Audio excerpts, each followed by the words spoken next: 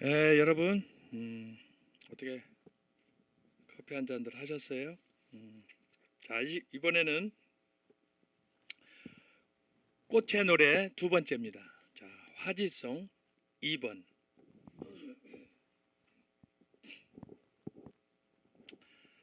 화지송 지난번 강원도, 경산, 남북도, 동해안 쪽에서 3월 21일, 22일 양 이틀간 36군데에서 동시다발적으로 산불이 났습니다. 그런데 그 이후에 또 이렇게 꽃샘추위도 있었고 또 비도 내리고 했었는데 참 놀라운 기적이 일어났습니다.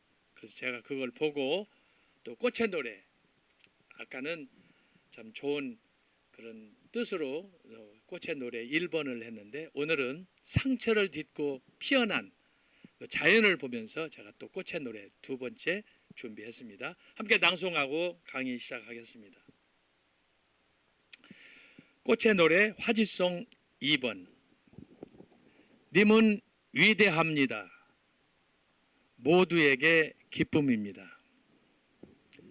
화마로 불타버린 육신, 실로 만신창이, 고개를 들 수 없는 처절함은 잿더미로.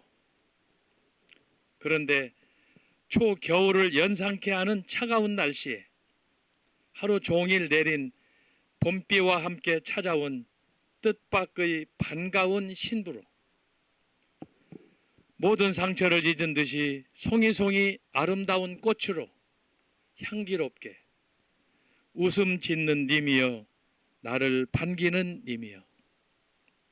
지금 그 모습, 아름다운 그 자태로 1년 365일 우리 곁에 머물러 주어 우리에게 소망이라오.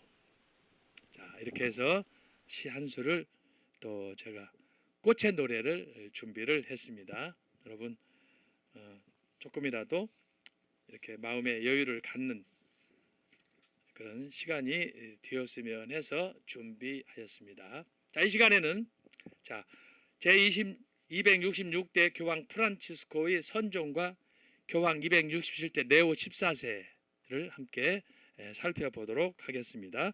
자, 1페이지로 가면 자, 트렌트 종교개혁 우리가 살펴보겠습니다. 자, 보통 반동 종교개혁으로 불리는 이 운동은 영어로 카운터 레포메이션으로 명명합니다. 그런데 가톨릭 종교개혁의 또 다른 명칭은 트렌트 공의회로 1545년 이탈리아의 북부 도시 트렌트에서 개최되었습니다.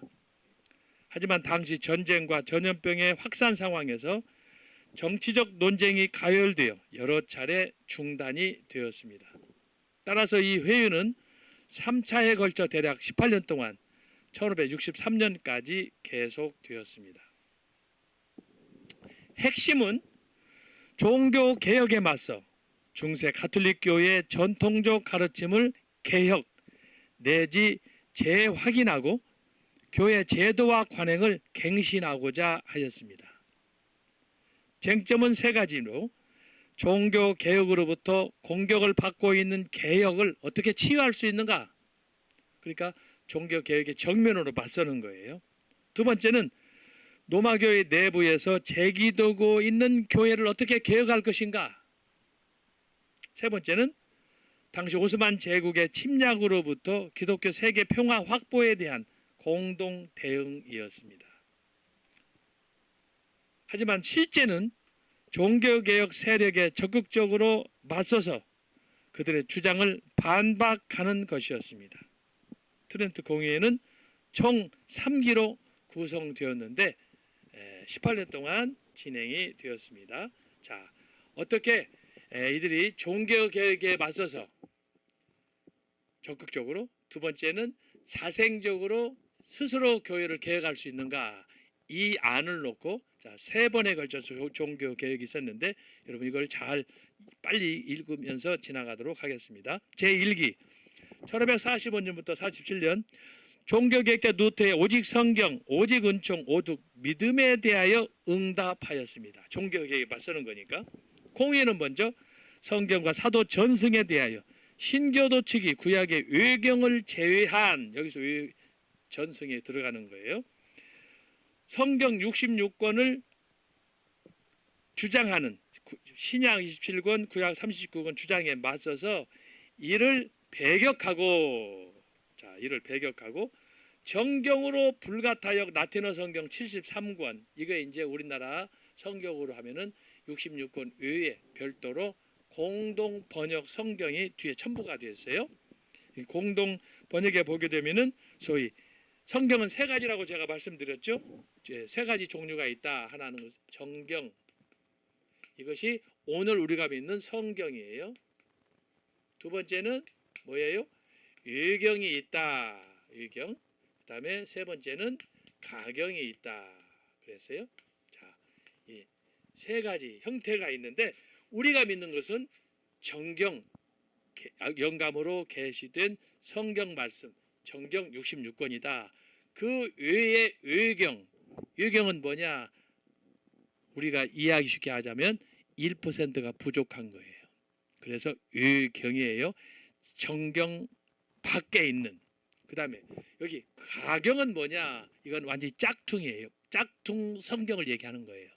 짝퉁. 그래서 우리 기독교에서 주장하는 성경은 정경인데 이것과 유사한 외경과 가경이 있다. 근데 여기서는 뭘 얘기하는 거예요? 성경 외에 플러스한 소위 공동 번역 성경 외경이 일부 첨가된 것을 얘기하는 거예요. 종교 개혁자들은 어떻게 했다고 그랬어요? 오직 성경 영감으로 계시던 하나님 말씀 외에는 다 거부했다. 전통 전승을 다 거부했다. 말씀드렸죠? 그리고 사도적 전승, 즉 전통도 성경과 동일한 예전과 존경으로 수용하고 공경할 것을 선포하였습니다.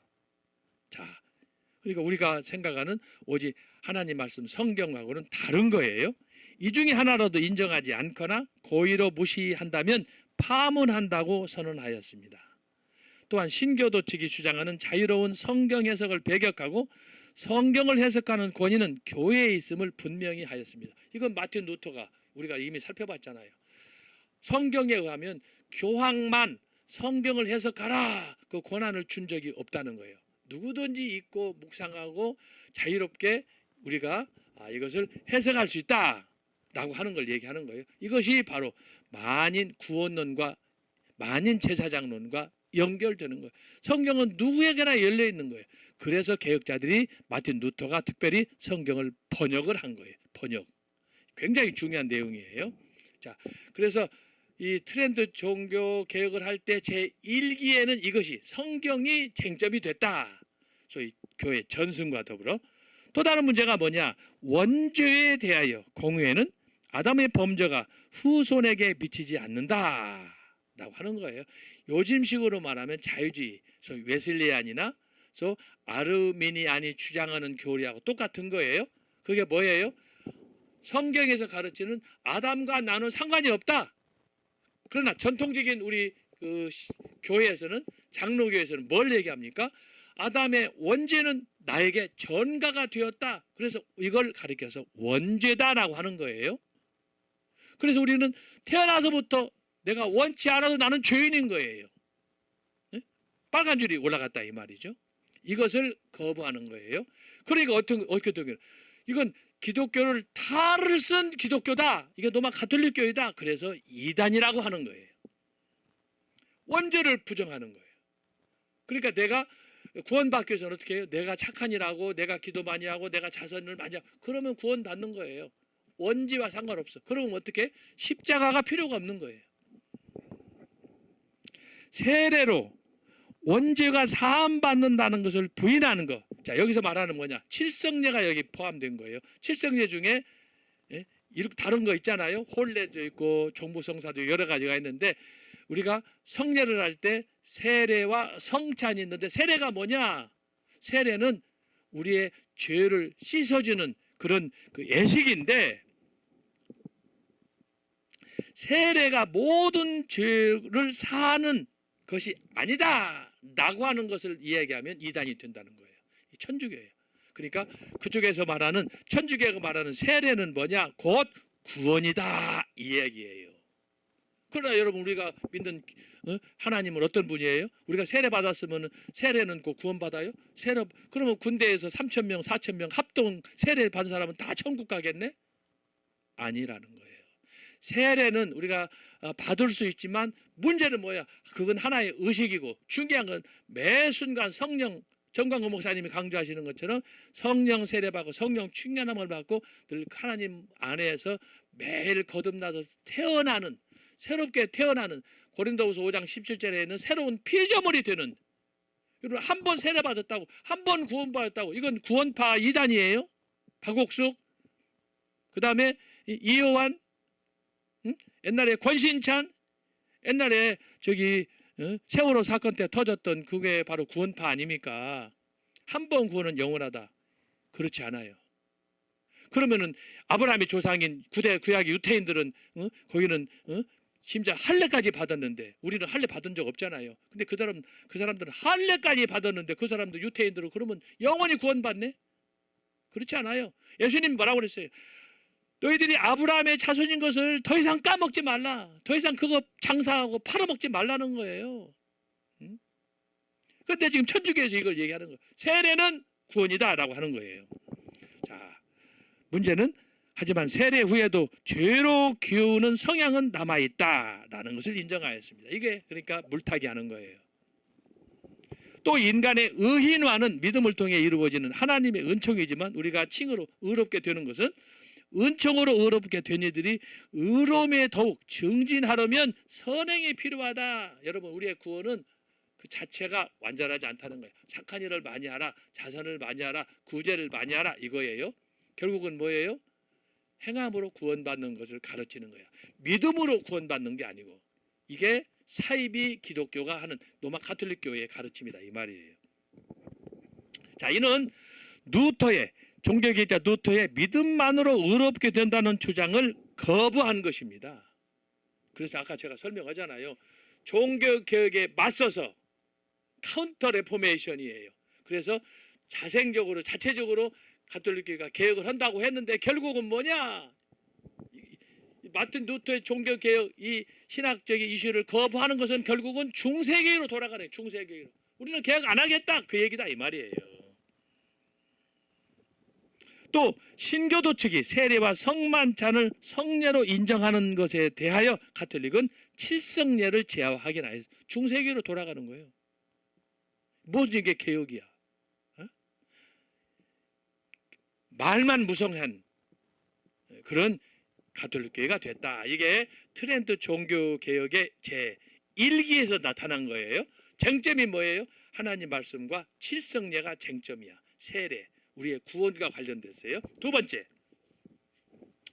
1551년부터 52년 몇 차례 연기 끝에 1551년 5월 트렌트에서 다시 개최되었는데 이때 공의회를 개최한 교황 바울 3세가 49년 11월 죽고 후임 교황 율리오가 제위하였습니다. 이 기간에 다룬 주요 의제는 미사의 성체 성사에서 빵과 포도주의 실제 변화 교리를 확정하고 고해 성사와 병자 성사를 승인하였다. 자, 칠성례 중에서 이제 우리가 칠성례 중에서 뭐예요? 화채설을 얘기하는 거예요. 성체 성사란 화채설.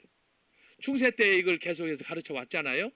그런데 루터가 이것 때문에 싸우고 찌병인도 싸우고 칼빈도 지금 싸우고 그래서 성례에 대한 성만찬에 대한 그 교리가 적어도 3개, 4개로 쭉 정리가 됐잖아요. 다시 적어봐요.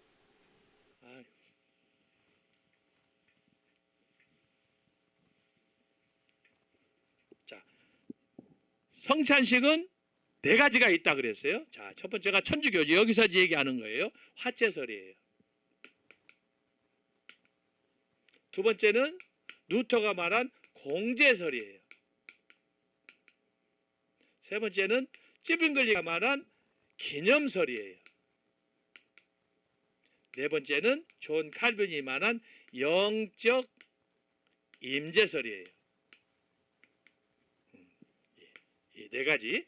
자, 여기서 말하는 건 뭐냐 하면은 바로 성체성사, 미사, 빵과 포도주가 실제로 예수님의 살과 피가 된다, 화채설이다라고 하는 거예요. 이것을 중세 교회에서 이렇게 쭉 전통적으로 이걸 지켜왔는데 다시 트렌드에서 이것을 재확인하는 거예요. 개혁하자 해놓고 개혁 뭘 개혁했다는 거예요. 거기다가 고해성사하고 여기 병자성사 이걸 다시 거기다 두 가지를 더 붙여가지고 인정해서 확고하게 알박기 한 거다 이 말이에요. 다시 1555년 교황 율리오 3세가 죽고 1555년 마르첼로 2세가 취임했으나 역시 그도 사망하였습니다. 그 바울 4세 비오 4세 교황이 그의 뒤를 이었습니다. 비오 4세는 1560년 공의회의 소집 칙령을 발표하였습니다. 그러나 공회는 1562년에 다시 열렸습니다. 그래서 제3기 1562년부터 63년 제3차 트렌트 공회가 열렸다. 자, 세 번째는 뭐냐? 미사고 성체 성사에서 성만찬 의미만 강조하는 신교 측의 주장을 일축하고 미사가 그리스도의 십자가 희생 제사를 기념하고 재현하는 성례임을 명확히 하였습니다. 이게 부연 설명하는 거예요. 그래서 미사, 성체, 성사 이것이 어떤 의미가 있느냐? 2000년 전에 예수님께서 십자가에 죽으신 성찬식을 다시 재현하는 것으로 인해서 플러스를 했다라고 하는 거예요. 또 이때 사제 서품과 혼인도 성사임을 확정하였습니다. 그리고 성직매매, 수도자의 사유재산, 족벌주의, 교회 직무, 겸직, 사회복지 활동 등을 금지하고 11조의 의무, 소송 절차, 규정 등을 발표하였습니다. 그래야 로마 가톨릭 교회는 신교도 측의 주장에 맞서 로마 가톨릭 교회의 입장을 천하에 천명하였습니다. 이 트렌트 공의회 이후 로마 가톨릭 교회에서 반종교 개혁 세력으로 이그나티우스 로엘라 예수회가 크게 영향을 행사하였습니다. 그래서 아까 제가 말씀드렸죠. 이그나티우스 로엘라의 생애에 대해서 여러분들이 잘 살펴보면 이 사람은 우리 장로교, 우리 종교 개혁 그 지도자들 가운데 마치 존 칼빈과 같은 역할을 한 위대한 사람이다. 천주교에서는 이그나티우스 로엘라가 대단한, 우리식으로 말하면 칼빈이다 이 말이에요. 그러니 얼마나 가톨릭에서는 이 사람이 영웅이 됐겠습니까? 자, 그러면 이그나티우스 로엘라 조금만 살펴봅니다. 반동 혹은 반종교 개혁의 선봉에는 예수회를 창건한 이그나티우스 로엘라가 있습니다. 이그나티우스 로엘라는 1491년 12월 24일 스페인의 북부 키프스코아 주의 기사 가문에서 태어났습니다. 그는 전쟁에서 부상을 당해 군인으로서 삶은 끝났지만 그리스도와 마리아의 기사가 되기로 결심하였습니다. 그 알칼라 대학, 살라만카 대학에서 공부하면서 어린이들에게 교리를 가르치고 가난한 이들을 돕기 위해 모금 활동을 한 이후로 이단으로 고발되어 투옥당하기도 하였습니다. 그는 이 경험을 통해 1534년 하나의 공동체를 만들었습니다. 이 공동체는 가난한 이들의 영혼을 돌보고 자신을 봉헌하며 미사 예물을 받지 않고 미사를 드려주며 이교도들을 개진시키는 일에 일생을 바치기로 헌신한 무리였습니다. 일종의 로마 교회 내부의 개혁 세력이 되었습니다. 1539년 이 공동체는 로마에서 예수회로 태동하였습니다.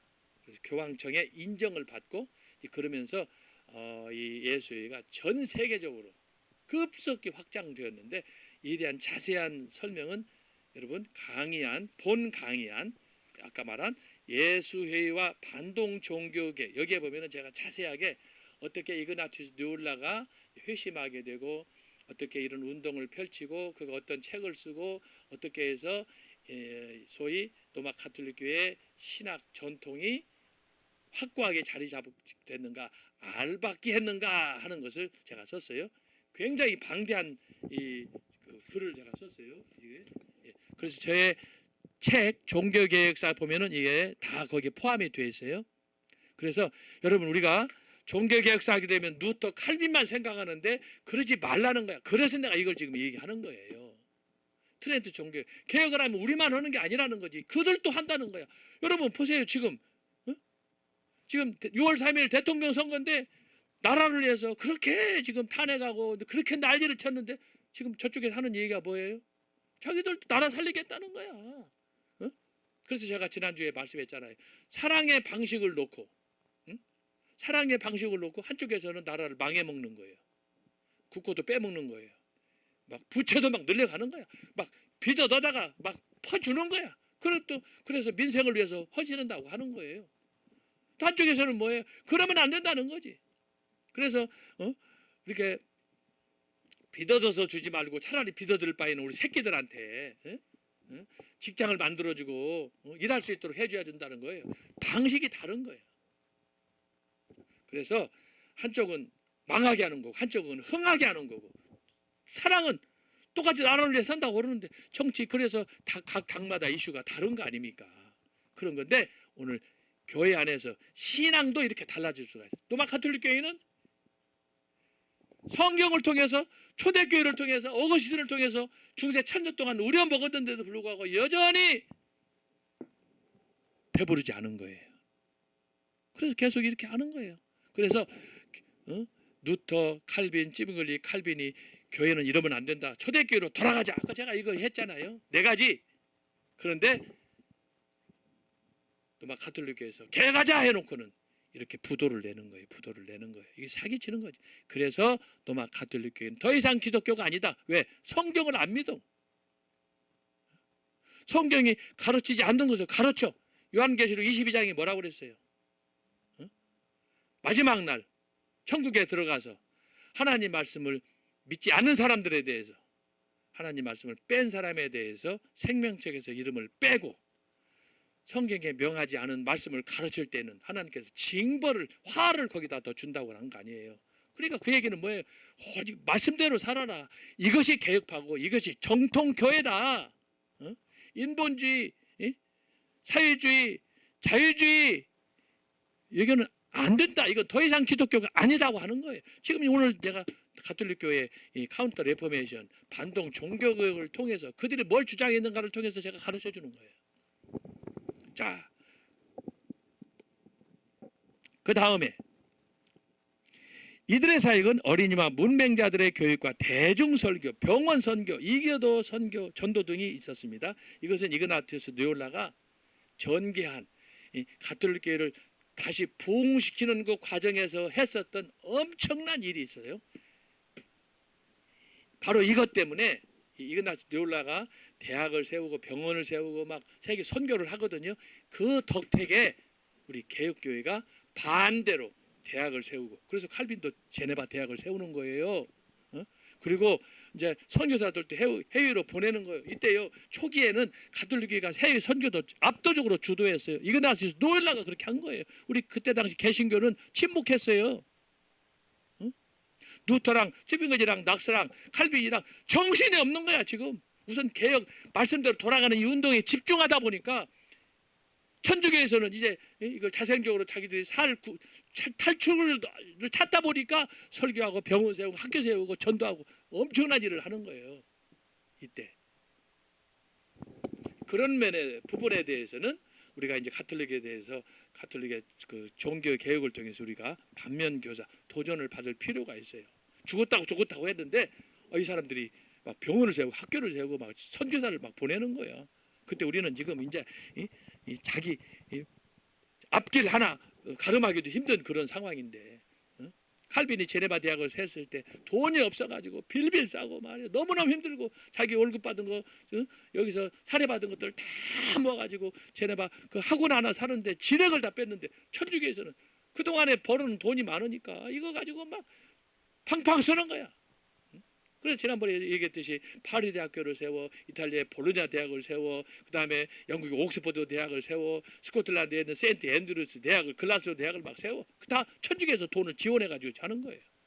그래서 유럽에 이 천주교가 전 세계적으로 쫙 퍼져나갔는데 그 중심에 이그나티우스 로요라가 있다 이 말이에요. 그래서 이 사람이 엄청난 역할을 일을 한 거예요. 그러나 모든 것이 결과적으로 봤을 때는 비기독교적인, 비성경적인 그런 기초에서 시작이 됐다라고 하는 거예요. 그러나 일반 사람들은 그거 알아요? 십자가 들고 나가서 전도하면은 다 예수님 하나님 믿는 줄 알았지.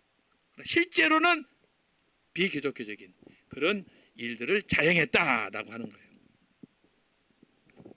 예수님은 마침 같은 시기에 개최된 트렌트 공회를 통해 중요한 역할을 감당하였다. 창설 당시에는 종교 개혁에 대해 특별히 적대적이 아니었어요. 처음에는 우리가 반면 교사를 해야 되니까 누터나 칼빈이나 또 찌빙거지나 낙스와 같이. 그러나 시간이 지나면서 그들이 다시 원점으로 돌아가는 중세 신학으로 돌아가는 중세 전통으로 돌아가는 교황권의 그 전통으로 돌아가는. 그래서 트렌트 종교 개혁을 한다고 했지만 결국은 뭐예요? 손에 잡은 것은 공수표밖에 없었더라. 아무것도 없었더라. 말만 목소리만 컸어. 그것을 여기서 얘기하는 거예요. 그래서 트렌트 공회를 거치는 중에 1550년대에 이르러 종교개혁에 강력히 맞서서 활동하게 됐다. 자, 그 이후 첫 번째 제1차 바티칸입니다.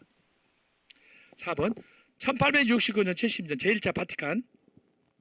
제1차 바티칸 공회는 1869년 12월부터 이듬해 12월까지 시작이 됐어요. 자, 이것은 20번째 에큐메니칼 그런 그 종교 회의가 되었습니다. 이 공회는 제2차 바티칸 공회로 1962년 개최되었습니다. 당시 공회를 주관한 교황 비오 9세는 당시 급변하는 내외 정세에 맞추어. 자, 여러분, 자, 여기 굉장히 줄을 쳐야 돼요. 비오 9세는 내외 1869년 1870년이에요. 이 시점이 중요한 거예요. 아주 중요해요. 이 시기가 뭐냐? 세계 역사 속에서 급변하는 격변기가 됐다. 1869년 70년. 자, 굉장히 중요한 거예요. 자, 제가 나중에 이제 다음 학기에 근대교에서 할 때 얘기할 건데, 자, 1850년.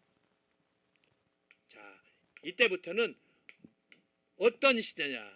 이게 이제 근대 교회로 가는 그 분수령이 되는 그 시점이라고 할 수 있어요. 이전까지는 자, 종교 개혁이에요. 종교 개혁 16세기야. 자, 이때부터 1850년이니까 구체적으로는 1517년 혹은 존 낙서 1572년. 자, 이때부터 1850년까지 뭔 일이 있었느냐, 이게 중요한 거예요. 종교개혁 이후에 1850년, 지금 여기서는 바티칸이 제1차가 1869년이잖아요. 10여 년 차이예요. 그런데 이 1850년대가 있기 이전까지 여기에는 크게 두 번에 걸친 사건이 있었어요. 세 번에 걸친 사건이 있었어요. 첫 번째는 뭐냐? 청교도 운동이 있었어요. 청교도. 제가 말씀드렸잖아요. 존 낙스가 1572년 영국에서 개혁 운동을 진행하다가 마지막 스코틀랜드에서 이제 죽었다고 그랬잖아요. 1572년 죽은 해예요. 그런데 낙스가 영국의 에드워드 6세의 그 은혜를 입고 프랑스 노예선에서 노예를 졌던 그런 죄인의 모습에서 자유함을 얻고, 그래서 영국 가가지고 에드워드 6세의 종교개혁 42개 기도서를 만들 때 거기에 적극적으로 참여해가지고 영국의 종교개혁을 도왔다고 그러잖아요. 그가 한 것은 칼빈식 종교개혁이었어요. 자, 그렇게 했었는데 낙스가 어떻게 해요? 에드워드 6세가 죽는 바람에 피해 여왕 블라디 메리가 여왕이 되면서 5년 동안에 수많은 사람을 죽였는데, 그때 그 죽음을 피해서 낙스가 유럽으로, 네덜란드로, 독일로, 프랑크푸르트로, 제네바까지 갔다고 그랬잖아요. 그런데 그 이후에 메리도 죽었어. 5년 만에. 그러고 나서 그의 이복 여동생 엘리자베스 1세가 또 여왕이 된 거예요. 여왕이. 제가 이미 전번 시간에 제가 연대표를 쭉 써서 보냈어요. 헨리부터 에드워드, 메리, 그다음에 엘리자베스, 그다음에 제임스, 이거 다 내가 다 썼어요. 이게 다 중요한 거예요. 그런데 바로 이때 존 낙스가 이렇게 스코틀랜드에 귀국해가지고, 그때 당시에 귀국했을 때는 스코틀랜드에 스코치 메리라고 그랬잖아요. 런던에는, 영국에는 메리 투터, 블라디, 피의 메리고, 스코틀랜드에는 소위 스코치 메리예요.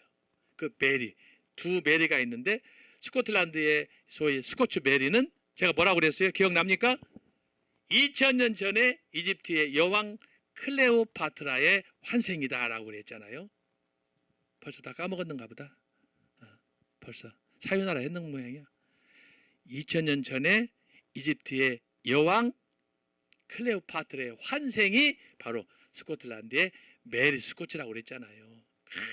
1m 70에 그냥 언어도 그냥 6개, 7개에다가 미모에다가 그냥 못하는 재능이 없어.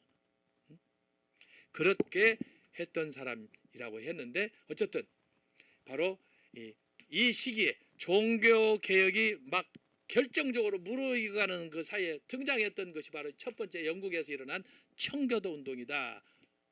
1564년 기독교 2000년 역사에서 최초로 등장하는 소위 퓨리탄이 이때 공식적으로 교회사의 명칭으로 등장하는 거예요. 자, 그래서 내가 이 얘기하잖아요. 1564년 청교도 운동이 시작이 되기 때문에 이것도 참고했기 때문에 내가 종교 개혁을 50년이다라고 한 거예요. 종교 개혁이 1517년. 그런데 이제 이때가 존 낙스가 그때는 스코틀랜드의 귀국에서 개혁 운동을 할 때인데, 죽은 때가 1572년이라고 그랬잖아요. 그래서 내가 이것을 묶어가지고 종교개혁을 50년이다 이렇게 한 거예요. 그런데 대부분의 학자들은 종교개혁을 1648년까지로 이렇게 연장해서 봐요. 그래서 이것은 제가 봤을 때는 도무지 상식적으로 안 맞아. 교회 역사에서는 이미 청교도 운동이 그 이전에 있는데 어떻게 이걸 청교도 운동만 있는 게 아니에요. 두 번째는 뭐냐? 독일에서 일어난 경건주의 운동이 있어요. 명칭 자체가 달라. 이거 크게 종교개혁에다가 청교도 운동, 경건주의 이걸 다 묶을 수가 없어요. 시대가 달라. 이미 루터도 죽고, 루터 이후에 독일에서 경건주의가 일어나는데 루터하고 전혀 추구하는 방식이 달라. 경건주의는, 파이어티즘은. 세 번째는 뭐냐? 청교도 운동, 경건주의 운동. 세 번째는 뭐냐 하면은 경건주의 영향을 입은 영국의 이제 존 웨슬레로 내려오는 거예요. 존 웨슬레에 의해서 복음주의 운동이 또 확산되는 거예요. 복음주의.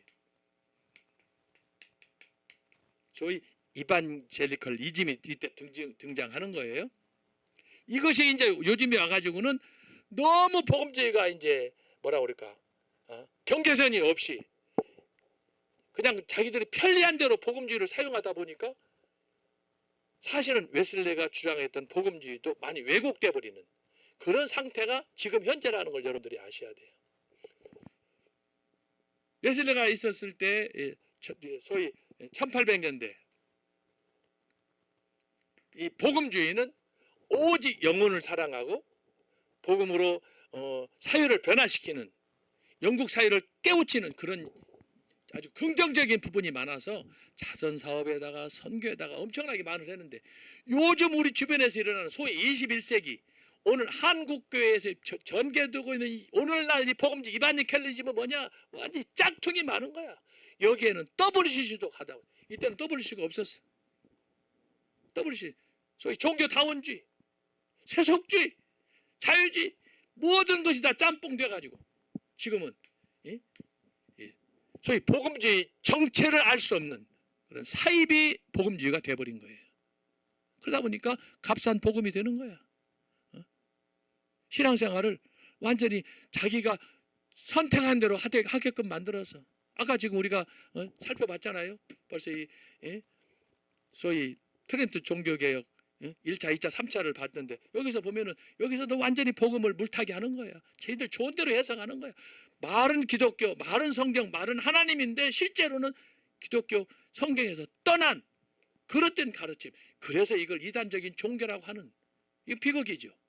그것을 여기서 발견하게 된다라고 하는 거예요. 그래서 여러분 제가 왜 초대교회 500년, 중세 1000년, 종교개혁을 50년이라고 했느냐, 이런 배경에서 제가 기독교 역사를 쭉 공부하면서 책을 쓰면서 논문을 쓰면서 보니까 그게 제 나름대로의 허점을 발견했기 때문에 제가 그래서 다른 사람들은 종교개혁을 뭐 100년, 200년 하는데 왜 서유한 교수는 50년이라고 하느냐, 이런 세부적인 그런 상황 때문에 제가 종교개혁을 50년이라고 한 거예요. 바로 이 부분과 관련해서 제가 쓴 논문이 지난번에 얘기했죠. 저의 박사학위 논문 언약 사상사라고 그랬잖아요.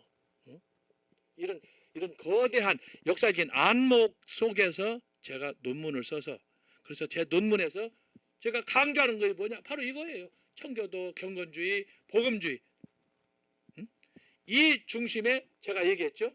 영국에서 일어난 청교도 운동에 맞서서 스코틀랜드에서는 같은 시기에, 그러니까 제가 얘기했잖아요.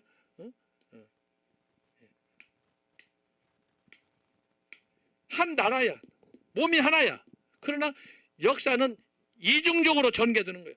같은 땅인데, 같은 임금인데, 추구하는 신학은 달라. 여기는 장로교, 여기는 성공회.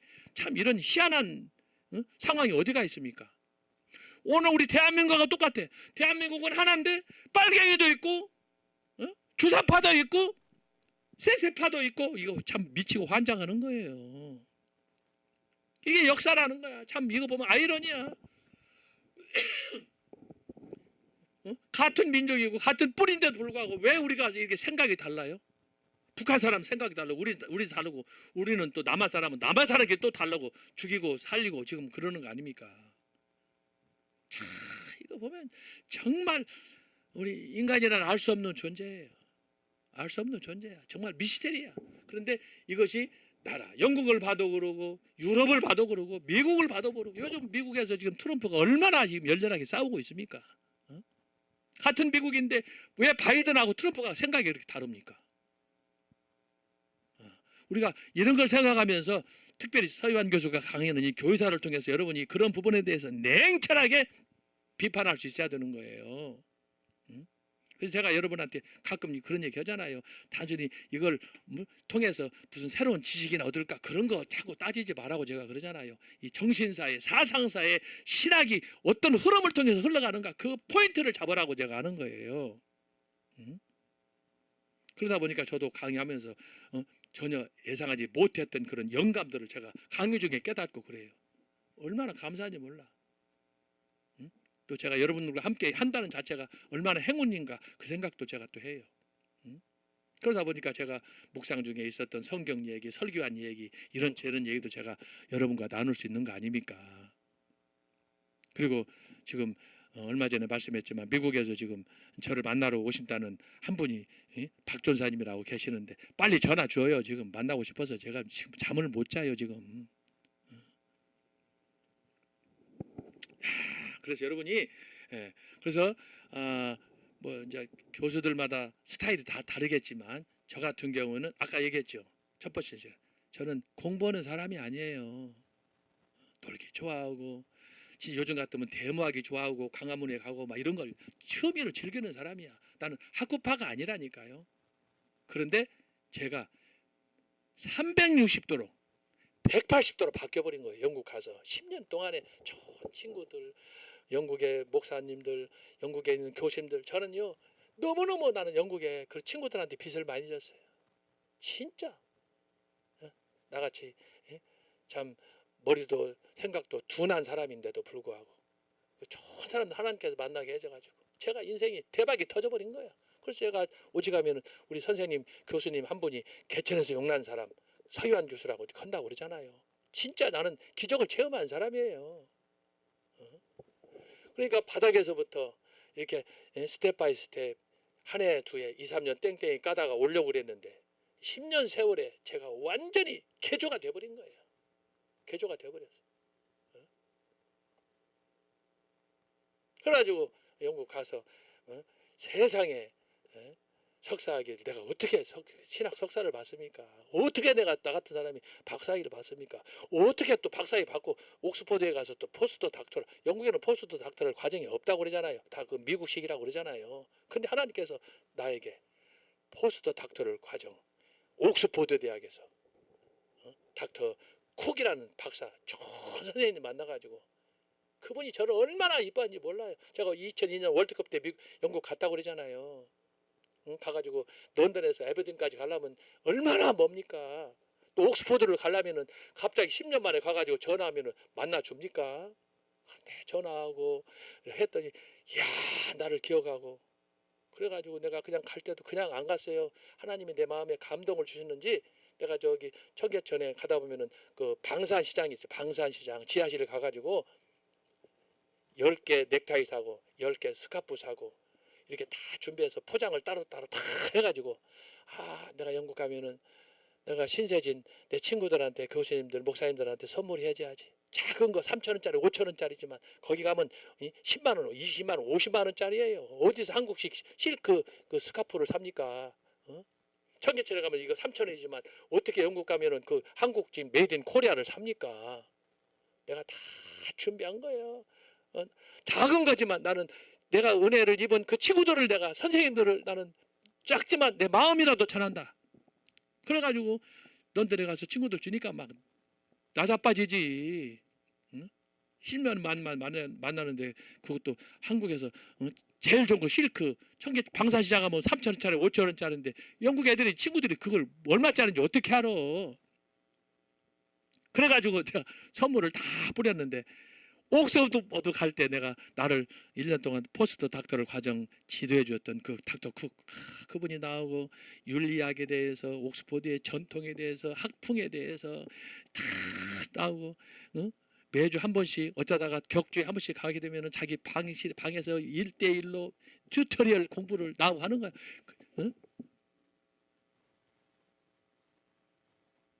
그분하고 나하고 사제지간이 아니었어요. 왜? 나는 이미 포스트 닥터니까 박사를 받은 사람이잖아요. 통과됐으니까. 나한테 나를 얼마나 꼭 이름도 안 불러 미스터 서 하면서 나를 예우해주고 그 정을 내가 못 잊어가지고 월드컵 때 2002년도 간 거 아니에요. 갈 때 내가 어떻게 갔어요? 우리 박사님을 통해서는 넥타이를 사고 부인은 선생님이었는데 스카프를 사고 내가 쓴 책 초대교회에서 딱 들고 거기다가 갈 때 그냥 간 게 아니에요. 장미꽃 딱 두 송이 사가지고 묶어가지고 선생님 찾아가 선생님이 충격을 받아버린 거야. 그냥 올 줄 알았는데 무슨 장미꽃을 사오고 왜 두고 오냐. 당신하고 당신 부인을 위해서. 이건 뭐냐. 당신을 위해서 넥타이, 당신 부인을 위해서 스카프, 거기다가 당신을 위해서 내 책을 갖다가 양장으로 된 거 이렇게 딱 주니까 세상에 교수님이 그때 당시에 내 친구랑 거기 같이 갔었는데 옥스퍼드 시내 구경시켜줬다고 그랬잖아요. 나도 구경 못했는데 내 친구를 위해서. 내가 그렇게 참 은혜를 입은 사람이에요. 이것은 그분뿐만이 아니야. 나 박사학위 할 때 내가 등록금 대준 윌리엄 스틸 목사님 내가 얘기했죠. 평생을 총각으로 살더신 분 그분한테도 내가 선물했어요. 넥타이. 아이고 그런 얘기하면 내가 눈물이 나요. 자 그런 과정에서 내가 기독교 역사를 2000년을 초대교회 중세 종교개혁 근현대를 쫙 보면서 제 나름대로 꿰뚫은 거예요. 그래서 내가 초대교회 500년 중세 1000년 종교개혁 50년 이게 이론이 서유한 교수의 이론이 나온 거예요. 그러니까 보세요. 나는 강의할 때 내가 대충 합니까? 나는 확신에 차 가지고 하는 거야. 왜? 내가 완전히 꿰뚫었기 때문에. 이런 마음으로 종강호 목사님 설교할 때도 그분의 설교를 분석할 때도 신학자 토크를 할 때도 여러분 나는 그 내가 경험하고 내가 받은 은혜로 내가 이걸 풀어나가는 거예요. 이건 모방이 안 되는 거예요. 체험에서 나오기 때문에. 그래서 여러분이 열심히 기도하고 자꾸 이런 거 저런 흉내내고 그런 거 하려고 꼼수 쓰지 말라는 거야. 이재명이처럼. 그래서 여러분이 이제 종교개혁 그 다음에 근대로 갈 때도 그 청교도 운동, 경건주의 운동, 복음주의 운동 이 운동들이 계속해서 무브먼트가 일어나는 거예요. 이럴 때마다 이제 신학이 발전을 하는데 신학이 발전하면 좋은 방향으로 가야잖아요. 그렇지 않아요. 복음주의 다음에 이제 네 번째 등장하는 게 뭐냐? 독일에서 일어난 자유주의야. 자유주의. 이게 이제 나라를 망하고 교회를 망하게 하는 거야. 이 새끼들 때문에. 예? 여기서 이 자유주의가 뭐냐? 성경은 문서라는 거야. 영감된 게 아니라는 거예요. 독일의 튜빙겐 대학에서 시작된 거예요. 거기서 빨대 꽂고 공부했던 사람이 지금 한국의 신학교 여러 교단들에 가서 자리 잡고 있어요. 그래서 독일 신학을 우리가 자유주의 신학으로 거부하는 거예요. 자유주의 신학, 튜빙겐 대학, 문서설. 알았어요? 왜 똑같이 유학 가는데 우리 한국 교회에서 대부분 사람들이 독일에서 유학 간 사람을 싫어하느냐? 자유주의 신학 때문에 그래. 자유주의 신학이 뭐야? 성경을 하나님 말씀으로 믿지 않는 거예요. 성경을. 그래서 아까 제가 얘기했잖아. 첫 시간에도 그렇고 성경의 영감과 계시를 믿지 않는 사람들은 다 사입이다 그러잖아요. 이게 요즘에 한국 교회는 복음주의라는 탈을 쓰고 한국교회 침입했어. 간첩처럼. 그러다가 바로 자유주의가 등장해서 같은 시기에 1850년. 근데 이때가 언제냐? 지금 여기 제1자 바티칸이잖아요. 바티칸. 바티칸이 천주교가 보니까 종교개혁 때 아까 얘기했던 소위 말해서 뭐야? 트렌트 종교개혁, 반동 종교개혁. 그때는 종교개혁에 대해서 맞섰는데 자 이때는 보니까 어떻게? 이미 이런 전통에서 왔는데 자유주의가 1850년에 딱 등장하는 거예요. 자유주의만 등장하는 게 아니에요. 1850년대는 근대 역사를 완전히 바꿔버리는 시대예요. 그게 뭐냐? 이때 진화론이 등장하는 거예요. 진화론. 1850년, 59년 찰스 다윈 진화론을 만드는 거예요. 진화론. 그럼 뭐예요? 종교개혁은 창조, 천지창조 하나님인데 진화론을 통해서 창조론을 거부하는 거 아닙니까? 여러분 지금까지 지금 교회가 믿고 있어요. 이걸 학교에서 가르치고 있어요. 예? 그래서 여러분이 이 교회사의 흐름을 잘 알아야 되는 거야. 제가 그래서 이걸 강조하는 거 아닙니까? 왜 종교개혁 50년이냐? 왜 청교도 운동이 이렇게 일어났고 경거지 일어났고 복음이 일어났고 자유주의가 일어나는 거야? 이 1850년은 현대 근대 기독교 역사의 전환점이 되는 거예요. 전환점. 아주 중요해. 1850년대 자, 두 가지만 더 가르쳐 드릴게요. 첫째가 뭐라고요? 찰스 다윈의 진화론이야. 진화론. 근데 이 시기에 또 뭐가 있었느냐? 소위 칼 막스, 레닌과 칼 막스가 등장하면서 공산당 선언이 등장하는 거예요. 이건 사상적으로, 진화론 과학적으로, 사상적으로. 여러분, 이게 그동안에 있었던 모든 사상, 종교 이것을 틀을 다 바꿔치기 하는 거예요. 그때가 1850년이야. 진화론이 들어왔어. 성경을 안 믿는 거야. 절대 창조주 하나님을 안 믿는 거야. 진화됐으니까 원숭이가 조상이라는 거야. 거기다가 뭐예요? 공산당이 이루는 사유주의, 야, 유물론이 들어오는 거야. 유물론. 이런 대위기에 뭐가 직면했느냐? 노마 천주교가 세상에 대해서 반응을 하는 거야. 아, 이것 봐라. 종교개혁 때는 종교개혁이 일어나니까 아, 이것 봐라. 거기 맞서서 싸우다가 다시 원점으로 돌아갔는데 이제 약 300년이 지났어. 250년, 300년이 지난 1850년이 됐을 때 이때 이런 from outside, 세상으로부터 진화론이 또 공산주의가 유물론이 막 이런 것들이 도전해 오니까 거기에 맞서서 자 디펜스하기 위해서 등장하는 것이 바로 제1차 바티칸 공의예요. 굉장히 좋은 아주 운동이라고 할 수가 있는데 동기는 좋다니까요. 세상에 대해서 도전에 대해서 교회가 이제 반응하니까. 그러나 결과적으로 어떻게 되느냐? 결국 그것과 타협하게 되는 거예요. 타협. 결국 타협했다는 건 뭐야? 교회로서의 전통 권위를 이미 트렌트 종교 개혁 때도 상실해 버렸는데 또다시 이 급박한 세상의 도전에 이런 끌려가면 안 되는데 오히려 그걸 주도해야 하는데 그가 타협하는 그런 상황으로 제1태하 바티칸 공회의가 가게 됐다. 이건 뭐야? 천주교의 엄청난 변화를 얘기하는 거예요. 그걸 여기 설명하는 겁니다. 자, 여기 봐요. 그래서 당시 공의회를 주관한 교황 비오 9세는 당시 급변하는 내외 정세에 맞추어, 내외 정세가 뭐냐? 바로 이걸 얘기하는 거예요. 자, 밖에서는 진화론, 그 다음에 유물론, 칼막스 공산주의, 안에서는 자유주의.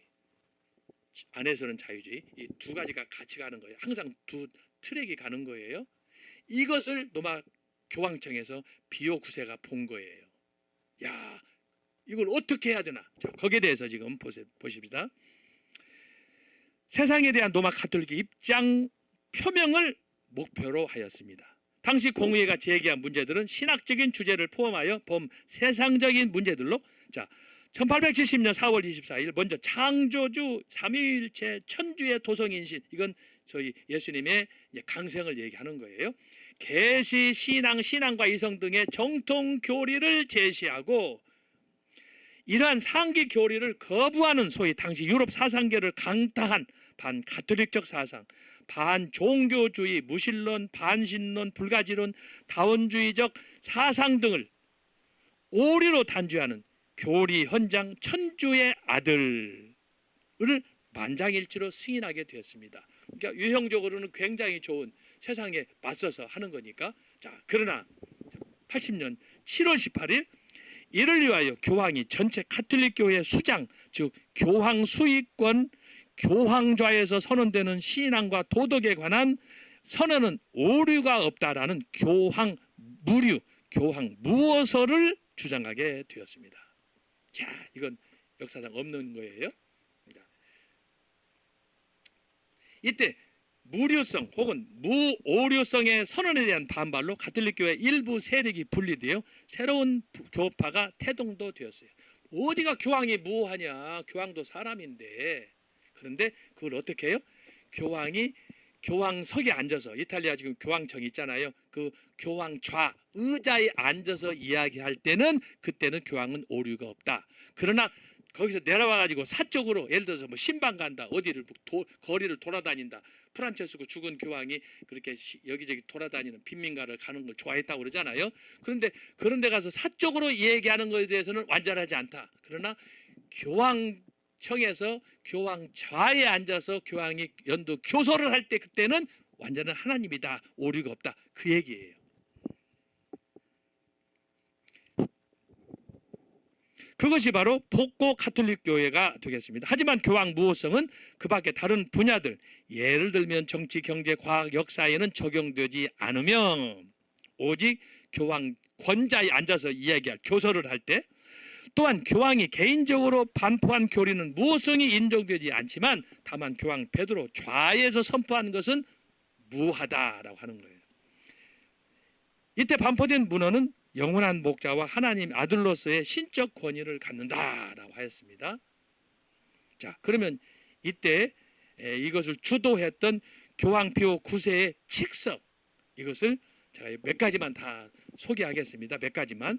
자, 칙서에 의하면 아에테르니 파트리스, 이 칙서에 의해서, 자, 1번, 만일 누가 한 분이시며 참되고 보이는 것들과 보이지 않는 것들의 창조주이시며 주님이신 하나님을 부인한다면 그는 파문되어야 한다. 이거 외적으로는 맞는 얘기 아니에요? 지금 왜 이 얘기는 뭐냐? 바로 여기 칼 막스 자유주의 진화론에 대해서 하는 얘기예요. 성경을 부정하니까. 두 번째, 무신론과 반신론을 이단으로 정죄하였다. 이거 굉장히 이런 거 잘하는 거죠. 만일 누가 물질 외에는 아무것도 존재하지 않는다고 주장하는 것을 부끄러워하지 않는다면 그는 파문되어야 한다. 유물론. 세 번째, 유물론과 그 파생 사상들을 이단으로 단죄하였다. 만일 누가 하나님의 실체 혹은 본질이 만물과 하나 되며 동일하다고 주장한다면 그는 파문되어야 한다. 범신론을 이단으로 단죄하였습니다. 만일 누가 하나님께서 세상과 세상이 지니고 있는 영적 물질적인 만물을 모든 실체에 따라 모두 무에서 지어 내셨다고 고백하지 않거나 하나님께서 어떤 필요성에도 자유로이 당신의 의지로 만물을 창조하신 것이 아니라 당신 자신을 사랑하는 데 필요한 만큼의 필요성에 의해서 창조하셨다고 주장하거나 하나님의 영광을 위하여 세상이 창조되었다는 것을 부인하면 그는 파문되어야 된다. 그 다음에 계시. 만일 누가 거룩한 트렌트 공의에 열거한 성경 전체와 그 부분들을 거룩한 것으로 그리고 정경으로 받아들이지 않거나 하나님의 영감을 받은 것임을 부인한다면 그는 파문되어야 한다. 여기서 이제 트렌트 종교 개혁 아까 살펴본 것을 다시 상환하는 거예요. 7번 성경의 거룩함과 성령의 영감을 통해 성경에 쓰였다는 사상을 부인하는 견해를 이단으로 단죄하였습니다. 또한 성경 전체 수를 73권이 아닌 66권으로 보는 개신교의 성경관을 이단으로 규정하였습니다. 그러니까 지금 뭐예요? 제1차 바티칸은 트렌트로 가고 트렌트는 중세로 가는 거예요. 결국은 뭐예요? 꽝이라고 하는 거예요. 꽝. 8번째 신앙 법령. 만일 누가 인간의 이성은 매우 독립적인 것인 바 하나님이 이성의 신앙을 명할 수 없다고 주장한다면 그는 파문되어야 한다. 이건 이제 이성 문제는 천주교에서 소위 그 중세 때 그때부터 이제 그 구원 문제와 관련해서 스콜라 신학에서 나오는 그 얘기예요. 토마스 아퀴나스의 그런 사상이 여기에서 많이 표현됐다고 볼 수가 있습니다. 자, 그다음에 여기 2번, 1번인데 3번으로 간 것은 제가 2번은 빼버린 거예요. 번호가 좀 불규칙할 수 있어요. 만일 누가 신적 계시는 외적 표정들에 의해 믿을 수 있는 것이 되는 것이 아니라서 인간은 오로지 각 개인의 내적 체험이나 사적 영감에 의해서만 신앙이 이르게 된다가 주장한다면 그는 파문되어야 한다. 신앙주의를 이단으로 단죄하였습니다. 신앙주의. 이것은 개인의 체험 이런 것만 또 강조하는 걸 말하는 거예요.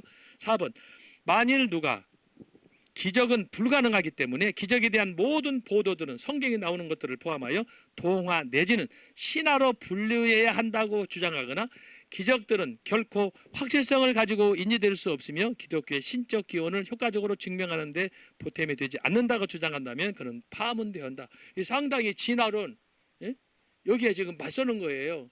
그 다음에 공산주의 여기에 맞서는 거예요. 자유주의 맞서는 거예요. 같이 통합적으로.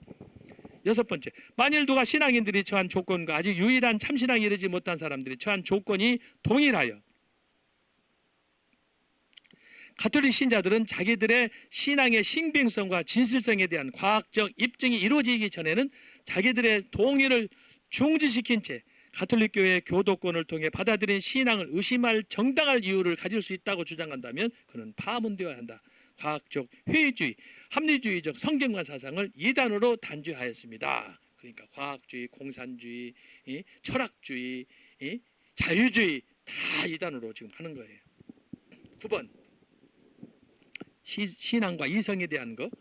만일 누가 신적 계시는 본연의 의미와 진정한 신비들을 담고 있지 않으며 오히려 신앙의 모든 교회들은 자연의 원리로부터 잘 훈련된 이성에 의해 이해되고 드러나게 되는 것이라고 주장한다면 그는 파문되어야 한다. 만일 누가 인간의 학문들은 비록 그것들의 계시의 진리에 반대하는 입장에 있을지라도 그것들이 주장들이 진리로 인정될 수 있는 정도의 자유와 함께 취급되어야 하고 교회에 의해 금지되지 말아야 한다라고 한다면 파문되어야 한다. 3번 만일 누가 교회가 제시한 교회에 대하여 언젠가는 학문의 발달로 교회가 이해했고 현재 이해하고 있는 바와 다른 의미를 부여할 수 있다고 주장한다면 그는 파문되어야 한다. 10번 흔히 자유주의 신학자들이 주장하는 시대 변화에 따른 특정 교리의 취사선택 이론 등을 이단으로 단죄하였습니다. 자, 여러분 지금까지 이렇게 쭉 보게 되면은 시기를 여러분들이 잘 봐야 돼요. 시점을. 제1차 바티칸은 1869년에서 70년이에요. 이때는 뭐냐? 진화론, 이제 칼 막스의 공산주의 이론, 그다음에 자유주의가 1850년이니까 자유주의 신학이 이제는 문서설이 편집 사학설이 뭐 이런 본문 비평, 원문 비평 등등 이것이 독일에 있는 튜빙겐 대학에서 자유주의 신학으로 인해서 폭발하게 되는 거예요. 자, 그러다 보니까 제일 중요한 게 뭐냐 하면은 자, 1850년대까지는 뭐 했느냐? 자, 아까 얘기했죠. 종교 개혁의 전통, 오직 말씀. 오직 뭐예요? 믿음. 오직 구원. 오직 예수. 오직 하나님 영광. 자, 이런 것들이 있었는데 1850년대에 딱 가면서 아까 말씀한 칼 막스와 엥겔스, 그 다음에 찰스 다윈, 거기다가 또 프로이드, 꿈의 계몽을 쓴 책. 이것은 이제 영적인 세계를 얘기하는 거예요. 꿈의 해몽. 자기 스스로 영적 도취에서 이걸 풀어내다 보니까 그 전까지는 하나님, 성부, 성자, 성령, 특히 성령의 역사, 감동 이걸 주장했는데 이제는 꿈의 해몽을 통해서 하나님의 전적인 존재, 신권 이것들을 부정하게 되는 거예요. 그래서 자기 체면에 빠지게 되는 거예요. 자기 노력으로. 그래가지고 이걸 이제 강조하다 보고 이것을 자꾸 추구하다 보면은 자기 혼자 자기 체험에 자기 신비주의에 빠져가지고 마음대로 이제 기도하다가 뭘 떠오르면은 하나님께서 나에게 준 어떤 계시다, 특별 계시다 해가지고 함부로 행동하는 거예요. 그러다 보니까 다 이단이 되는 거예요. 이게 종합적으로 잘못 판단을 하다 보니까 자기 스스로 신이 되는 거지. 꿈의 해몽을 통해서. 그래서 자기 자신을 볼 때도 나 안에 초자아가 있어가지고 자아, 초자아가 다른 거야. 그래서 그 신비한 그 영적 세계 이것을 꿈을 통해서 이것을 이제 해석해내고 풀어내고 심리적으로 치유하고 하다 보니까 성령은 나와 상관이 없어. 모든 문제를 성령의 능력으로 하나님의 주권적인 은혜로 이걸 해결해야 되는데 철저하게 이것이 이제 인본주의로 자기 체험주의로 이성주의로 빠져버리다 보니까 거기에 설상가상 자유주의가 오는 거야. 자유주의. 성경을 하나님을 말씀으로 안 믿는 거야. 계시도 안 믿는 거야. 전설 따라 삼천이라고 제가 그러잖아요. 그런 상황에서 로마 가톨릭 교회가 지금 1860년 70년에 제1차 바티칸을 한 것은 타이밍상으로 봤을 때는 굉장히 좋은 시점이었지만 그러나 그것은 결국은 뭐예요? 타임레스, 시기를 잃어버리는 상실하는. 그래서 트렌트 종교개혁 300여 년 전에 했었던 트렌트 종교개혁으로 다시 백하는 돌아가는 컴백하는 그런 상황이 됐다라고 하는 거예요. 결국은 뭐예요? 소문난 잔치인데 먹을 것이 없는 거예요. 왜? 하나님 말씀에서 떠났기 때문에. 이게 이제 제1차 바티칸이다라고 하는 거예요. 자, 11번 읽어보겠어요. 그리스도 교회에 대한 제1교회 법령. 그러므로 만일 누가 복된 사도 베드로는 주 그리스도에 의해서 모든 사도들의 으뜸이요 투쟁 중에 있는 전체 교회의 가시적인 수장으로 지명되지 않았다. 수제자. 여기서 나오는 것이 소위 뭐예요? 베드로가 초대 교황, 제1대 교황이다라고 하는 거예요. 이걸 이론적으로 만드는 거예요. 그래서 혹은 베드로가 즉각적이고 직접적으로 받은 수익권은 명예적일 뿐 참된 본연의 재치권을 가진 수익권이 아니다라고 주장하면 그는 파문된 이단이다라고 하는 거예요. 그래서 여러분 이것을 교회 전통으로 딱 집어넣었기 때문에 가톨릭에서는 교황청이 중요한 거예요. 왜? 사도 베드로가 초대 교황이기 때문에. 근데 문제는 뭐냐? 그러면 예수님은 뭐냐? 베드로의 그 세력에 밀려나가지고 예수님은 존재할 수 있는 위치가 없어. 그러니 말이 되냔 말이에요. 기독교를 세우시고 성경의 언약을 이루신 분이 예수 그리스도인데 예수 그리스도는 싹 빠지고 베드로가 교회 주인이 돼버렸어. 마태복음 16장 16절, 17절, 18절을 잘못 해석한 결과가 여기로 가는 거예요. 나중에 이제 저의 책 중세 교회사를 보게 되면은 중세 교황권의 형성에 대해서 제가 잘 썼어요. 그 부분에 마태복음 16장 16절, 17절, 18절을 제가 성경 해석을 해 놓았어요. 이 말씀의 헬라적인 해석, 신학적인 해석이 뭔가 하는 걸 썼어요. 여러분이 참고해서 그걸 봐야 돼. 그래야 오늘 이 부분이 이해가 돼. 그래서 여러분 오늘 교회사는 뭐냐? 단순히 종교개혁만 해도 안 되고 청교도 정견주의, 복음주의만 하면 안 되고 교회사는 신약 성경부터 이 전체 흐름 2000년의 역사를 쫙 이것을 조명했을 때 이것이 가능한 거예요. 그래서 오늘 제가 1차 바티칸에서의 논쟁이 뭔가 이걸 지금 해석하는 거예요. 그러니 책을 얼마나 읽어야 되겠습니까? 얼마나 공부를 많이 해야 되겠어요? 여러분 가지고 이제 이런 걸 배워가지고 여러분이 만약에 석사학위, 박사학위 논문을 쓴다고 생각해봐. 따라서 합시다. 초상났다. 에? 이게 죽는 거예요. 제가 얘기했잖아요. 12번 죽으려다 살아났다고 그랬잖아요. 나도 여러 번 부활을 경험한 사람이에요. 응? 예? 내가 괜히 공부도 준비도 안 된 사람이 공부한다고 했다가 내가 죽을 뻔한 고비를 12곡에 넘었다니까.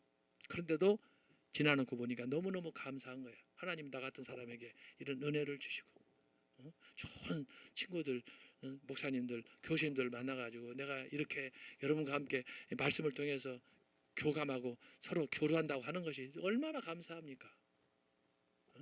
나는 여러분들 지금 가끔씩 지나가다 보면은 교수님 청교도 4기입니다, 5기입니다, 1기입니다 막 인사하고 그러는데 그걸 볼 때마다 얼마나 감사한지 몰라요.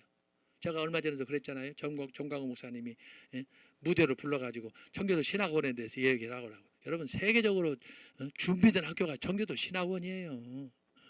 어디서 이런 강의를 합니까? 제가 얘기잖아. 총신대 신학대학원에서 강의하면 초대교회에서 딱 13시간, 14시간, 종교교육사 딱 13시간, 14시간. 근데 지금 여러분 종교교육사 지금 몇 강째 합니까? 지난부터 지금까지 그날 50강이 지금 하는 거예요. 이런 특강까지 포함해가지고. 딴 데 가서는 내가 강의 안 한다고 하잖아요. 오직 여러분들한테만 내가 지금 에키스를 빼놓는 거 아닙니까?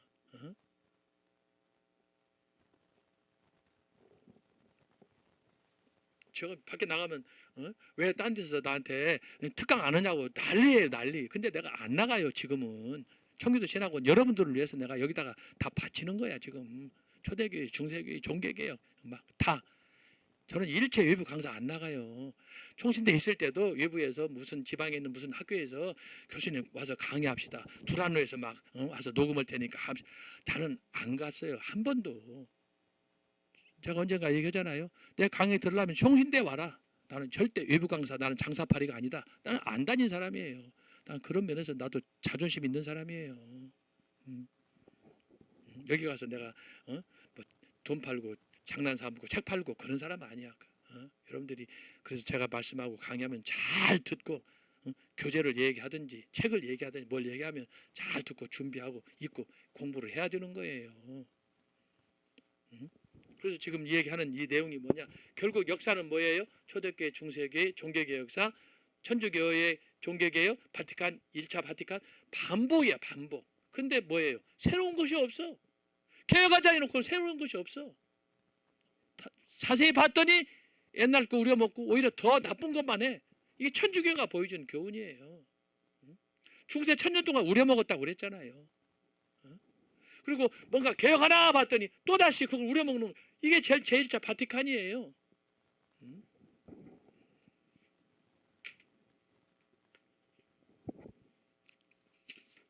자, 그 다음 페이지 넘어갑니다. 자, 5페이지로 가면은 자, 제2차 바티칸.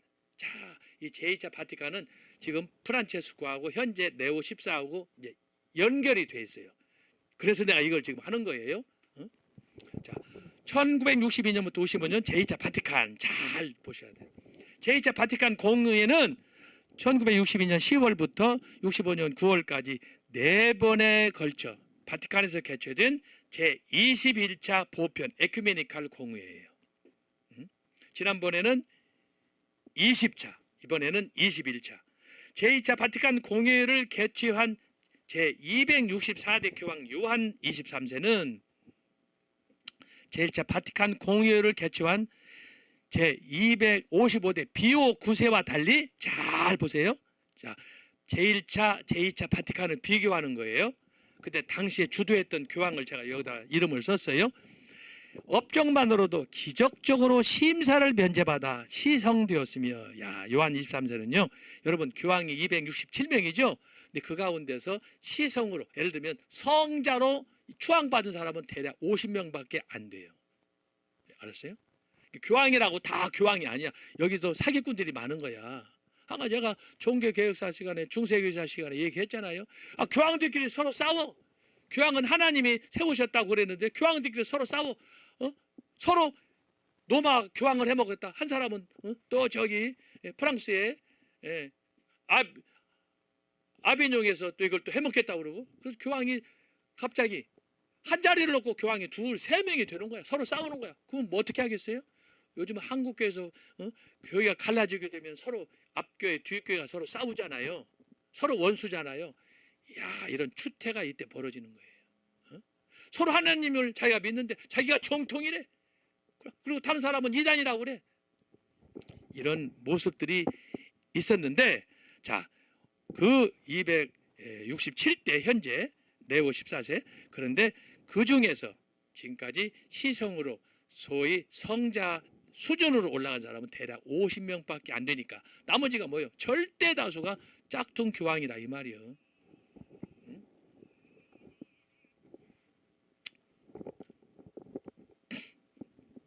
자, 그래서 제2차 바티칸 공회는 가톨릭 신학 내부에 존재한 현대 세계화에 적극적이고 대외지향 입장들을 공회 이름으로 확정하게 되었습니다. 자, 이때 1558년 요한 23세 전임 260대 교황 비오 12세는 자, 보수적인 권위적인 보수파로 7세 동안 건강 문제 때문에 교황의 정치적 권한을 비서 수녀인 파스칼리나 레네르트에게 위임하였습니다. 이게 이제 우리가 한국식으로 말하면 최순실 사태가 벌어지는 거예요. 최순실 사태 아시죠? 박근혜 대통령하고 최순실.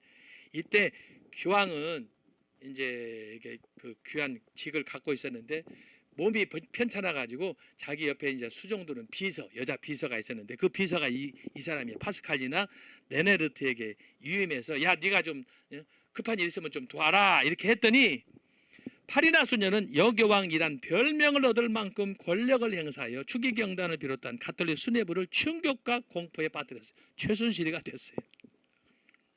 이런 두 사람의 행보에 질린 보수파를 비롯한 가톨릭 상층부는 적당한 나이에 성품이 온화한 논칼리 추기경을 교황 23세로 선출하였습니다. 단적으로 전임 교황과 비선 실세의 괄괄한 성미에 질린 추기경단이 좀 쉬자는 의미로 너무너무 이제 이 여자 비서한테 질려버렸으니까, 그래서 요한 23세는 선출될 당시 다음 교황까지는 그냥 징검다리, 그냥 자리나 보존하고 있어, 그런 상황이었는데 이 요한 23세가 교황이 되어가지고 온화하고 착하고 헌 줄만 알았는데 그게 아닌 거예요. 가톨릭 내부만이 아니라 격변하는 세상의 흐름에 주목하여 가톨릭이 변해야 할 필요성을 절실하게 느꼈습니다. 이에 교황이 되자 이를 실현하기로 결심하고 결국 보수파들의 방해에도 불구하고 마침내 1962년 공의회를 열어, 자, 지금 우리가 살펴보려고 하는 제2차 바티칸 회의를 열게 된 거예요. 그러니까 정상적이었으면 이 사람은 이걸 교황도 될 수가 없는 거예요. 노보트지, 노보트. 따라서 공회에는 그동안 로마 가톨릭 추기경만 입장하던 기존 공회와 달리, 자, 이게 이제 에큐메니칼이에요. 좀 더 세상으로 나가는, 이게 이제 본격적으로 WCC가 시작되는 거예요. 자, 기존 공의회와 달리 개신교, 동방정교회, 오리엔트 정교회를 비롯해 이단 교회들, 여기서 이단 교회란 뭐예요? 천주교회에서 나간 교회, 루터교, 장로교 다 말하는 거예요. 평범한 평신도들까지 모두 초대하였습니다.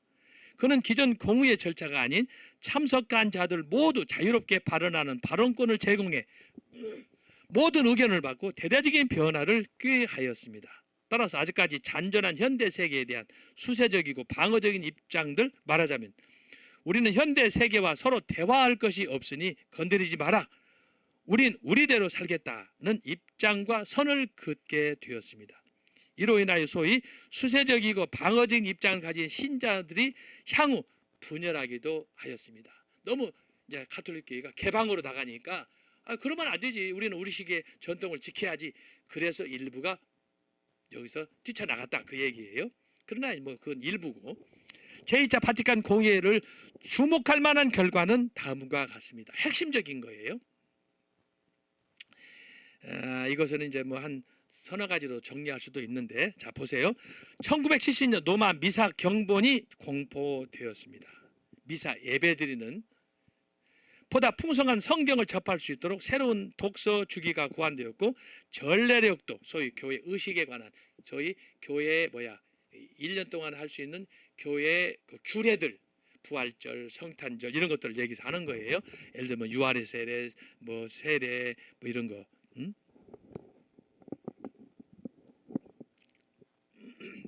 성찬 전례는 공동체 측면을 강조하기 위해 개정되었습니다. 어른 입교 예식이 부활 개혁되었습니다.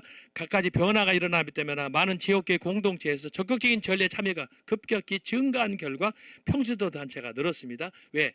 세상을 향해서 문을 열었기 때문에. WCC, 종교 다원주의로. 그래서 아까 말씀한 개신교, 동방교회 모든 교회 이단적으로 했던 그 교회들을 다 초빙해가지고 그들에게 말을 들은 거예요. 이건 뭐예요? 이게 종교 다원주의야. 그래? 평신도 독서자와 평신도 비종교 성체 분배자들이 성찬 내에 봉사하게 되었습니다. 평신도는 본당 사목회와 교구위원회에 참여하게 되었고, 신학 학위를 받은 많은 평신도 남녀가 성직자를 대신해 많은 교회 행정 분야에서 직책을 맡았습니다. 교회 전체에 걸쳐 성경과 전례와 개인 영성에 관한 새로운 관심이 일어나게 되었습니다. 아이고, 그동안은 교회만 했는데 이제는 교회 밖에 이렇게 나가니까 세상에 대한 관심을 갖게 되니까 이제 소위 이게 본격적으로 WC 운동이 일어나게 된 거예요. 교회 일치 운동이 가톨릭 단체와 다른 기독교 간의 교회 간의 공식적인 대화와 기도 그리고 지역 차원에서의 친교 모임이 활성화되었습니다. 자, 여기에 소위 말하는 교회 일치 운동으로 나가게 되었다. 바티칸의 제2차 바티칸은 뭐냐? 교회 일치 운동이다라고 하는 거예요. 공의가 비기독교인에 대한 구원의 가능성을 인정함에 따라 타종교와 대화를 시작하게 되었습니다. 수도회들이 교황청 규범을 채택하고 수도회법을 개정하였습니다. 수도원장들의 권위, 공동체 및 정체성 문제를 새롭게 바라보면서 수도 생활이 급격히 변화가 일어났습니다. 자, 여기에서 나간 것이 뭐냐? 이제 나중에 제가 얘기하지만 한국의 이제 김수환 추경하고 또 이제 정의구현 사제단이 등장하는 거예요. 왜? 세상으로 나가 일치를 해야 되니까 교회만 머물면 안 돼. 세상에 나가서 전도하고 산업 분야, 공업단지 이런 데 가서 인권 문제 이런 데를 다 해야 돼. 교회보다 중요한 게 세상이야. 그렇게 해서 가톨교회가 완전히 좌빨이 되게 되는 거예요. 그 중심이 한국에서는 김수환 추기경이 있어요. 근데 여러분들 김수환 추기경 어떻게 생각해요? 아, 그 사람은 성자, 아, 좋은 성직자. 그러나 교회적으로 신학적으로 보면 그거는 완전히 빨갱이 이상이에요. 그 밑에서 큰 게 DJ예요. 알았어요? 그 밑에서 컸던 것이 바로 정의구제 사제단이에요. 정의구제 사제단이 뭐예요? 완전히 빨갱이 아닙니까? 대통령이 비행기 타고 외교차 나가는데 떨어져 죽으라고 기도한 새끼들 아니에요?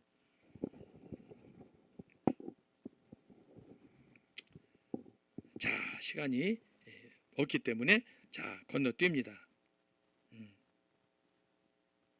그래서 그 아래 제일 보면은 자, 4번 제일 아래쪽 결국 거기로 갑니다. 결국. 예, 거기.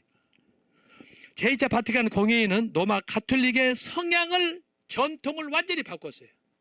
그동안에는 교회 중심, 전통 중심이었는데 이제는 세상 속으로 여기서 열린 게 뭐라고요? 종교 다원주의 WCC가 이제 팽창하는 거예요. 그동안 다른 종교관을 인정하지 않고 불용하던 로마 가톨릭은 제2차 바티칸 공회의로 변한 세상을 수용하였습니다. 그래서 천주교도 좋다, 빨갱이도 좋다, 공산주의도 좋다, 용공 다 수용하게 되는 거예요. 그리고 심지어 공자, 맹자, 이슬람, 불교 다 구원이 있다. 성경만 믿는다고 구원받는 게 아니다. 논의 맹자에도 구원이 있다. 천부경에도 있다. 이렇게 나가는 거예요. 이게 누가 주도해야 되냐? 한국에서는 김수환 추경이 그렇게 했어요. 구원은 기독교만 있는 게 아니다. 불교도 있고 유교도 있고 너나 나나 다 있다. 이게 뭐야? 불교에서 말하는 성불, 부타가 되는 것하고 똑같은 거예요. 따라서 제2차 바티칸 공회의 주최 측은 제2차 바티칸 공회의가 로마 가톨릭을 더욱 정교화했다며 제2차 바티칸 공회의 의의를 발표했습니다. 그러나 사이비가 된 거예요. 그리고 정교회, 개신교와 화합하여 성경 공동 번역을 진행하였습니다. 예수 회만이 개방의 자세로 이끌던 로마 가톨릭은 제2차 바티칸 공회 이후 로마 가톨릭 전체가 개방적인 자세로 신앙생활을 이끄는 것으로 변경되었습니다. 그래서 일치주의로 나가는 거예요. WCC로 나가는 거예요. 종교 다원주의로 나가는 거예요. 이제는 기독교 전통 자체를 깡그리 무시하는 거예요. 이는 대중들의 로마 가톨릭에 대한 인식을 긍정적으로 바꾸는 계기가 되었어요. 이걸 모르는 사람들은, 신앙을 모르는 사람들은, 성경을 모르는 사람들은 할렐루야 하는 거예요. 제 주변에도 지금 교회 안 다니는 일부 몇 사람들은 그런 사람이 있어요. 여기 가도 좋고 유대교도 좋고 불교도 좋고, 불교 가면 아비타불 하고 교회 가면 할렐루야 하고. 자, 엊그저께 프란체스코가 죽었어요. 자, 5번 제266대 교황 프란체스코. 자, 죽은 프란체스코를 우리가 생각을 해야 돼요. 이 사람은 아주 소위 말해 천사의 모습을 하고 등장한 교황이에요. 본명 호르메 마리오 베르고글리오는 이 사람, 그것은 2번으로 가겠습니다. 2번 업적으로 가겠습니다. 시간이 없으니까. 주의 업적, 가난한 이들과의 연대. 이 사람의 그 교황 이름이 프란체스코잖아요. 근데 프란체스코는 어떤 사람이냐?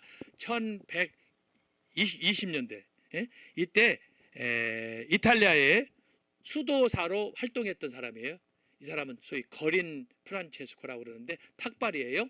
머리를 빡빡 깎고 중처럼 맨발로 다니면서 이제 소위 선교하고 전도하던 그런 사람이에요. 원래 이 사람은 아버지가 부자였는데 아버지가 준 재산을 싹 팔아가지고 스스로 거지가 되어서 머리를 깎고 이렇게 거리를 다니면서 설교하고 전도한 사람이에요. 이 사람이 쓴 게 유명한 것이 뭐예요? 주여 나를 평화의 도구로 써주소서. 평화의 시가 있지 않아요? 바로 그 사람의 이름을 따가지고 프란체스코가 그 수도사의 이름을 교황의 명칭으로 쓴 거예요. 그러면서 어떻게? 나도 그 프란체스코처럼 가난하게 서민들을 위해서 성도들과 함께 살겠다라고 해서 이거 이름이 붙여지는 거예요. 그래서 프란체스코, 어떤 면에서 1세라고도 할 수 있어요. 프란체스코. 사회적 약자와 연대를 강조하였습니다. 그는 교황궁 대신 일반 사제들이 거주하는 산타 마르타의 숙소에서 생활하며 겸손한 삶을 실천하였습니다. 두 번째, 환경보호. 2015년 발표한 회칙 찬미 받으소서를 통해 환경보호의 중요성을 강조하고 이는 전 세계적으로 큰 반향을 일으켰습니다. 그는 기후변화와 환경파괴가 가난한 이들에게 더 큰 피해를 준다고 지적하며 지속 가능한 발전을 추구했습니다. 교회 내 개혁과 투명성. 교황은 바티칸의 재정 투명성을 높이기 위해 금융개혁을 추진하였으며 교황청의 행정구조를 개편하여 평신도와 여성의 참여를 확대하였습니다. 또한 성직자 성추문 문제에 대해 단호하게 입장을 취하며 피해자들의 목소리에 귀 기울였습니다. 네 번째로 다양성과 포용성.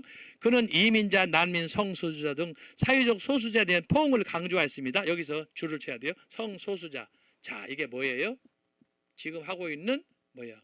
동성연애 괜찮다, 좋다, 종교 차별주의 그거 하면 안 된다, 이런 걸 주장하는 거예요. 그래서 이 사람이 만약에 지금 살아있다면 트럼프하고 정면 대결을 했을 거예요. 왜?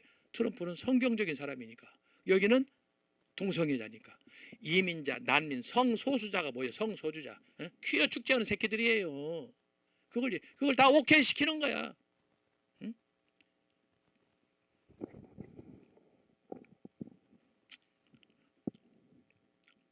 그리하여 누구를 판단할 수 있겠는가라는 발언을 통해서 전 세계적으로 큰 화제를 모았으며 교회의 포용성을 상징하는 그런 사람이 되었어요. 그래서 이 프란체스코는 뭐냐? 자기가 다 모든 걸 다 해줘. 성경 위에 있는 거야. 이 교황이 문제가, 천주교가 문제냐 뭐냐? 전통을 강조한다고 그랬잖아요. 교황이 신이야. 자기가 모든 걸 다 해결해줘.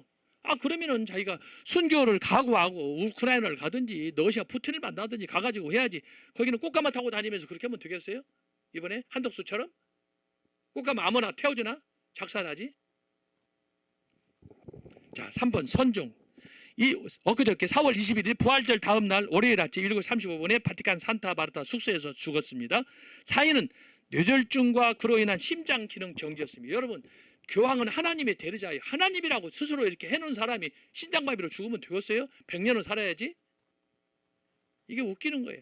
이게 바로 교황들이 역대 교황들이 사기친 교회를 빙자로 하나님 이름을 빙자해 가지고 사기친 그런 행각들이 여기 나타나는 거예요.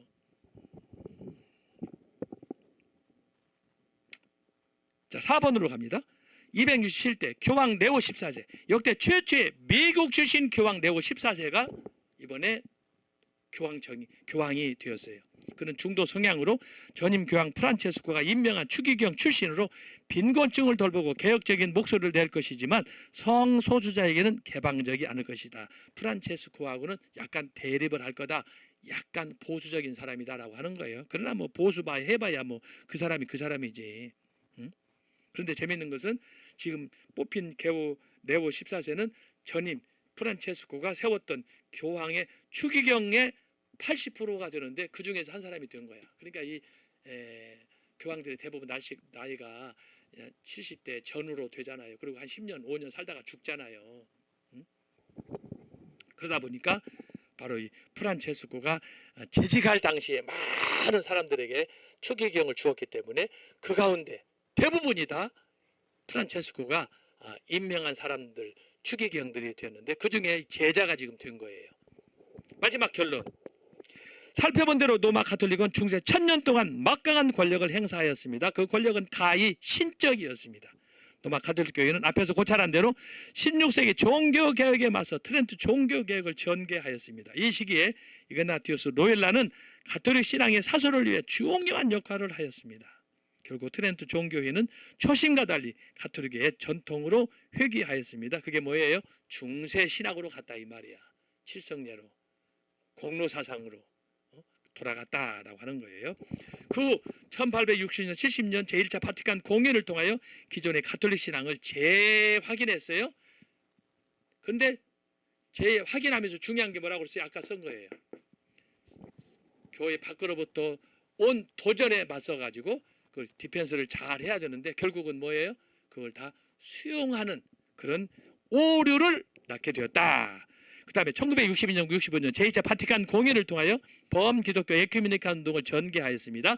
2025년 현재 5월 오늘 11일 한국의 로마 가톨릭 교회는 교황청의 교회적 입장에 따라서 지극히 WCC화된 바 종교다원주의를 추구하고 있습니다. 여기에 한국의 김수환 추기경과 정의 구현 사제단이 자리하고 있습니다.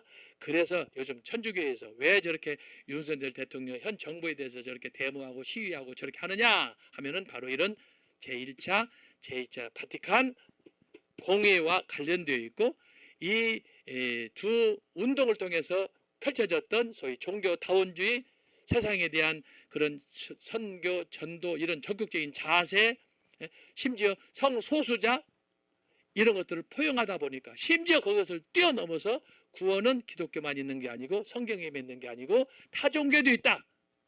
WCC다. 그리고 마침내 종교 다원주의를 추구하는 걸로 통해서 오늘 현재 전 세계 가톨릭 교회 그리고 무엇보다도 현재 한국의 로마 가톨릭 교회 천주교가 이 선봉에 있다라고 하는 거예요. 자, 이렇게 해서 저는 오늘 강의 소위 반동 종교 개혁을 이번에 간단하게 정리를 했습니다. 저 프란체스코와 네오 14세의 선종과 등극 취임을 기점으로 해서 우리가 살펴보려고 했던 예수회와 반동 종교 개혁. 원래 이거 강의하려면은 한 시간, 2시간이 더 필요한 시간이에요. 내용이. 그래서 가톨릭 내에서 이 개혁을 할까 말까 이거 가지고 그 안에서 온건파 과격파가 있어가지고 서로 늘 싸우는 거예요. 이것이 이제 가톨릭 교회의 종교 개혁 그 과정인데 제가 오늘 다 그 생략을 했어요. 그래서 강의안을 여기 우리 간사님 올릴 테니까 참고해서 이걸 읽어 보셔야 되고 오늘 이것을 요약한 것이 지금 살펴본 소위 제266대 교황 프란체스코와 교황 267대 네오 14세와의 관계로 제가 정리해서 여러분들한테 강의를 한 것입니다. 참고하시면 좋겠습니다. 기도하겠습니다. 하나님 아버지 감사합니다. 오늘 또 우리에게 이렇게 또 귀한 시간 주셔서 함께 강의로 은혜를 나누게 해주시니 감사합니다. 앞으로 이 강의를 잘 기억하고 또 우리가 정리하여 혼란한 이 시대에 우리가 하나님의 사람으로 승리하도록 정통신학으로 돌아갈 수 있도록 개혁주 신학을 확립할 수 있도록 주여 저희들에게 지혜와 명철을 주옵소서. 이 한날도 또 한 주간도 주의 안에 우리가 승리하는 한 주간 허락하여 주옵시고 대통령 선거 지금 유세 기간입니다. 계속되는 기간에 하나님께서 합당한 지도자를 저희들에게 허락하여 주시고 반드시 기도 응답하여 주옵소서. 예수님의 이름으로 기도하옵나이다. 아멘. 감사합니다. 한 주간도 승리하시기 바랍니다.